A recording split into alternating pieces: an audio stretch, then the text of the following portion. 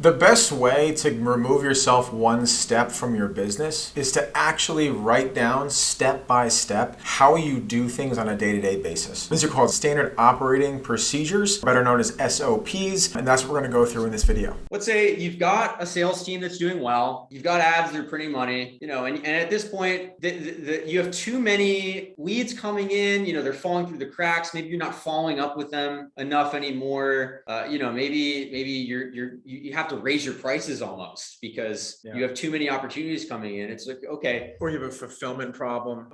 Customers are churning after 6 months. And that gives us the SOPs, which is standing operating procedures. So if you're watching this video, I'm assuming you're a small, medium, even maybe larger business. More than likely, you're wearing more than one hat in your business, owner or a chief executive officer or a chief officer in general. So an SOP is essentially making childlike instructions on doing something that's high level. So like Painlessly step by step on how to do everything inside of your business. One, that's gonna be great for training and getting people onboarded quicker because they understand like, okay, when I do this, this happens. This is why I'm doing these steps as well as getting yourself more removed from the trenches in the day-to-day. If you're a high-level executive, like where you're going to be making the most impact in the business is like high-level thinking, strategies, partnerships, and overall just ideation. You don't want to be in the day-to-day and the mundane. Like that's what you hire and train for. And you can't hire and train, good without SOPs. It's giving someone direction in your business. So there are a few areas that gives you security as well. So let's say your top marketing guy leaves and he didn't leave you SOP. You gotta start from scratch. You gotta start from scratch. Okay.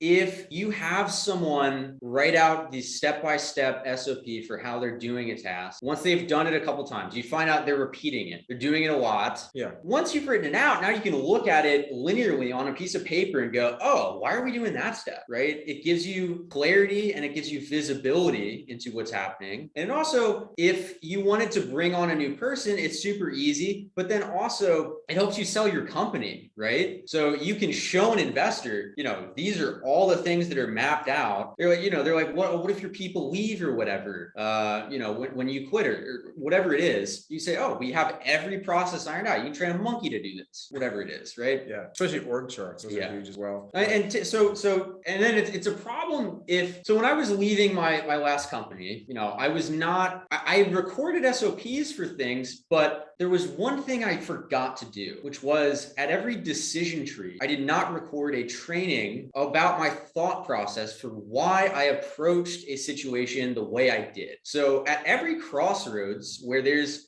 two options or there's two difficulties where you have to choose between one thing or the other, record a quick Loom video talking through your thought process of this is why I chose this one and how I came to that conclusion by analyzing these factors and using this intuition, right? That is immensely helpful for not only just getting an automaton employee who can just follow steps, but who can actually think for themselves and problem solve for themselves.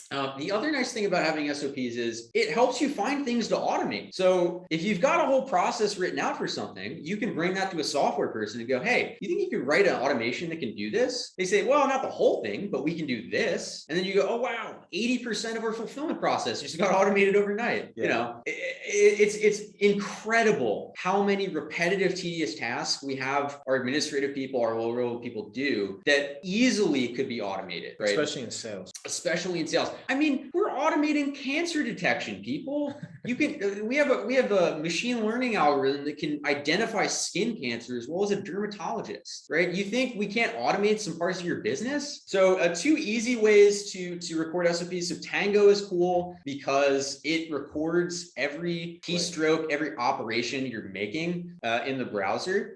Pros and cons, you kind of have to download it off of Tango and then like reformat it if you want it as a document because it's hosted on Tango natively. So like, let's say Tango goes down, then that's kind of all your SOPs are gone. So that's one thing with it. And then Loom, it's just quick. It's easy to record a video. And then, you can store those, you can label them, you can organize it in Loom. And maybe you keep them all in an SOP management system, which Dylan, I would say you're probably more well-versed in this than I am. I like Notion and I like Airtable. This is Notion. Yeah, we're on Notion right now, right? So there's a lot of them out there. They all do essentially the same thing, but the main overarching goal of any of these softwares is the ability to organize, label, and tag. Because you go through all the time, energy, and effort to create an SOP step by step, writing it down, meticulous, automating things. If other people can't easily find it within the business, then it's just going to fall on deaf ears, and it's just going to be like another case study that no one reads.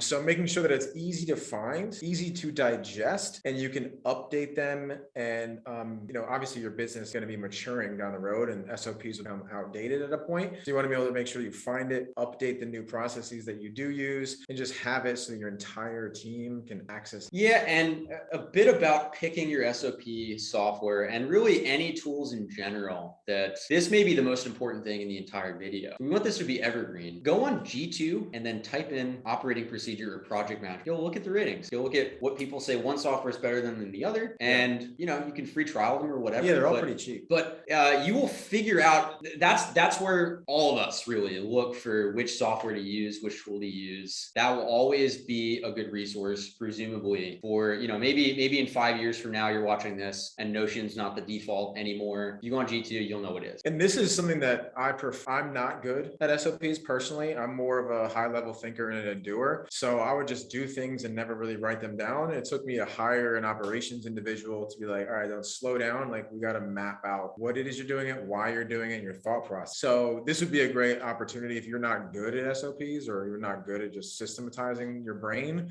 is hire someone who is, and then use a software such as like a Notion, a ClickUp, or an Airtable, parlay with Loom to actually everything out of your head onto a database. Yeah, and the other thing about SOPs is that it forces you to think about what you're doing step by step. You have to put it out on paper and think about it, right? So what is writing in general? Writing is a tool for thinking, right? Once it's on paper, you can look at it outside your head and analyze it. So your employees will actually start to notice things like, oh, why am I doing that? And the other thing is, if they know you're going to look at it, they may find a better way to do it that doesn't look stupid because they know you're going to look at it, right? Yeah. Why are you doing these 10 things when we literally have software? Yeah.